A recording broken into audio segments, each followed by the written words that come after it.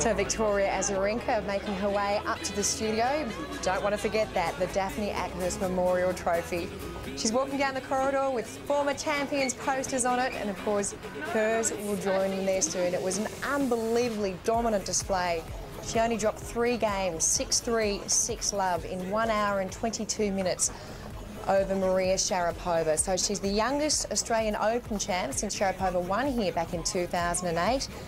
And as I mentioned before, she won the juniors here in 2005, and she's now only the 3rd woman to have won the juniors and the women's Australian Open title. She joins Yvonne Goolagong-Cawley and Chris O'Neill. So that was just a couple of minutes ago. This is Victoria making her way up now, and she's quite big on social media. I'm sure she's either tweeting as she's coming, or she might be contacting people back home. But really looking forward to having a chat with her. She's a great personality, 22-year-old from Belarus, and what a priceless reaction it was, wasn't it, when she just couldn't believe what had happened. It was almost as if she wasn't even aware of the scoreline. Turned around to a player's box and said to them, "What just happened? What just happened?" Well, I might just have to ask her who it was that she's messaging when she comes on in. She's about to walk in our studio door now, the women's champion for 2012. I will. Here she comes now. Welcome. Hello, Victoria. It was a long walk. It was a long walk, but, you know, you didn't have much time on court. We're live on air now, Victoria, so it's literally just straight in and... Can you give it to my agent, please? Yeah. Have a seat, mate. Thank you. Congratulations. Thank you. Wow. What about you?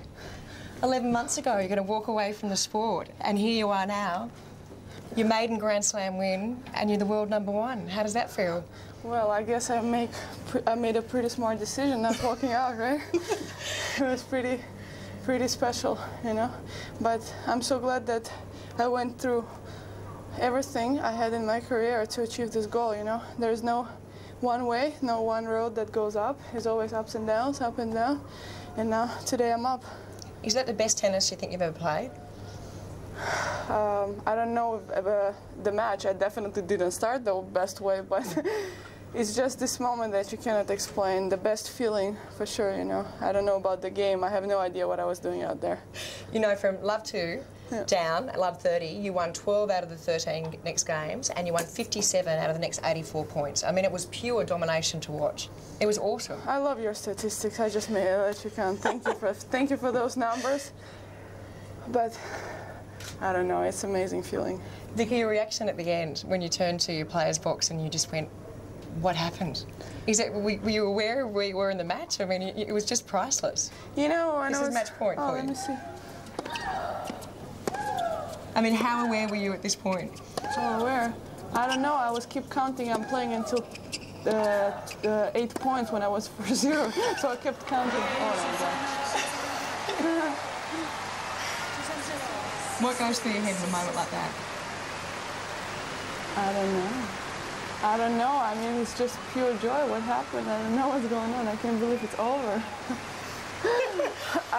It's just the best feeling, you know, and I just try to keep focusing on every single point at the time, you know. I was a break point down already, and... I love this. What happened? What just happened? Yeah. You raced straight across to go and see your team, and you spoke to me in Sydney about how important that team of people is around you. Yeah. What's the first thing they say to you? They said they're really proud of me and I deserve it, and you know, I don't feel them as my team anymore. They're like my family right now, you know. We care so much about each other, and I don't know, it's just pure connection. I love them. Because speaking about your family, I mean, you mentioned in your speech how important your grandmother is. Yeah. Have you had a chance to message home to your mum or grandma? I texted them right away from the court, but I couldn't call because my phone is freaking out right now. But I sent them a message, and I'm sure they're watching, and my mom's getting a bunch of calls, so I just wish they're watching, and I can say like this, not spending any money on a phone call. I love you guys. Я вас очень люблю. What about the celebrations? Because you also mentioned to me in Sydney that I said to you, you're closing in on the #1 ranking in the world. You said, I don't care about #1. I just want to win. Say that. Oh, you said, I want to win the Grand Slam. Yeah. And when I win the Grand Slam, my team is going to have a crazy reaction. What are they going to do? Oh yeah, by the way, they need to, we need some hairdresser, appointments because they'll go blonde. I forgot about that. Oh my God. So they all have to dye their hair blonde? Oh yeah, that's now I feel even better. Right now I feel even better. No, your coach, he had a shirt on today, and it said, Phil Lation, this one's for you. What is that? His T-shirt. What is that? I actually didn't ask him yet. Oh, well, that's when we can find out afterwards. Yeah, we're going to find out then.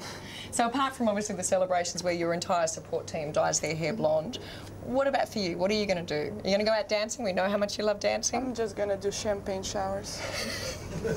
Are you going to buy yourself any treat? I mean, you've just passed $10 million in prize money.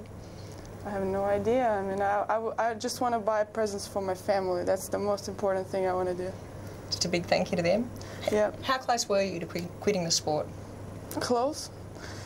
I think there was just a short moment, and I bounced back. It feels like a tragedy at the moment, but once you realize that it's nothing. Yeah. I think the best of the people find strength in the misery.